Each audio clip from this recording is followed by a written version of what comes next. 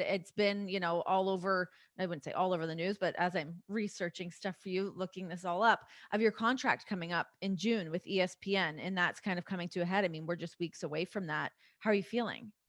I feel pretty good. It's So a Ariel got yeah, paid. no, no, No. no, no. Okay. But I respect you for asking, because that's something that I would ask. Someone asked me, "How do you feel about your business being out there?" And by the way, just for the record, I've not talked about this in any way, shape, or form. Um, but I'm not one to, shy away. So someone asked me, like, how do you feel about your business being out there? And I said, look, I've asked people about their business. And so it would be rather hypocritical of me to be upset about something like Mhm. this. It is a little surreal. I still am a huge New York Knicks fan. And when I was growing up in Montreal, no one cared about basketball. This is pre-Raptors. And there was a bodega near my house that we call a dépanneur in Quebec. That word Mhm. might mean something to some. And I would walk there just to buy the New York Post so that I could read about the Knicks, because the Montreal Gazette certainly wasn't covering them. TSN wasn't covering them. Yeah. Sportsnet wasn't even a thing in Canada.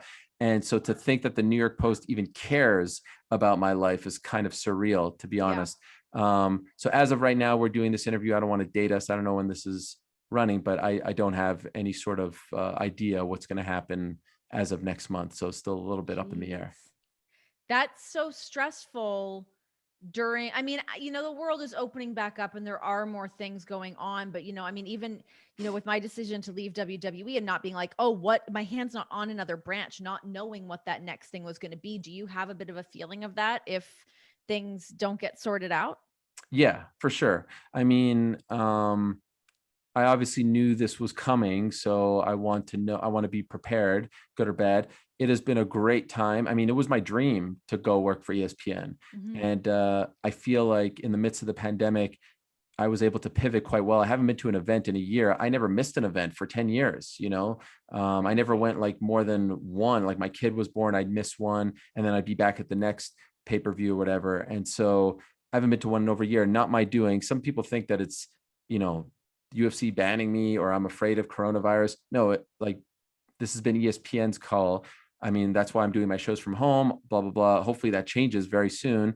Um, and so I've been able to pivot. I used to do a show that was very interview heavy on Mondays. Then I started doing this show with DC, Daniel Cormier, and it became even more popular. And so I'm very proud of what I've been able to do. Also, one of my dreams was to work NBA games, and I got that opportunity as well. So it's been great. I have no ill feelings towards ESPN. And I know that they're sometimes put in a tough spot, because I know that some people probably don't want me to be working at ESPN because of the relationship. And they have had my back internally behind the scenes since I signed back in April of 2018. So Hmm.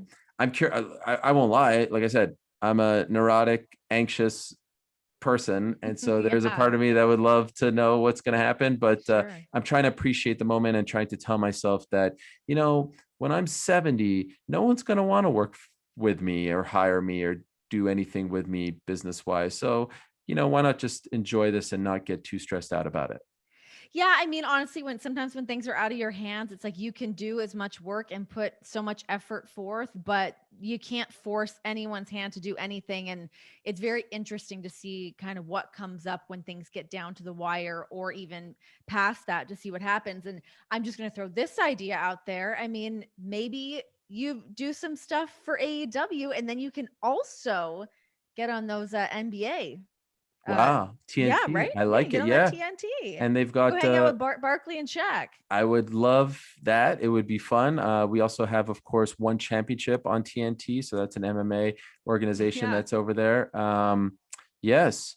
Uh, a lot of, back in, what was this, 2006 or so, I actually had a brief conversation with Double J, Jeff Jarrett, What a guy. to work for TNA in Hmm. the early days of TNA through Kurt Angle, who I befriended at the time. And so the wrestling world has always been, a big part of my life and an influence and all that stuff. I've never worked for WWE, as you know, but Yeah. I'm open to anything. If someone, I think it might be tough for me to do like scripted stuff because I'm so used to like being a journalist and Well, they asking. would probably give you a little more leeway than most people were afforded. Oh, okay. Well, if you know Mr. Khan, put in a good word. Tony, that is, not Nick, the new president of WWE. it's weird that there's two cons in the business all of a sudden, I know, but right? yeah, Yeah. All the cons. The cons are running it all. that's right. 100%. Yeah, it's all nuts. But I mean, it's yeah, just looking back at like you being a wrestling fan and all these different opportunities, maybe something comes up. I don't know.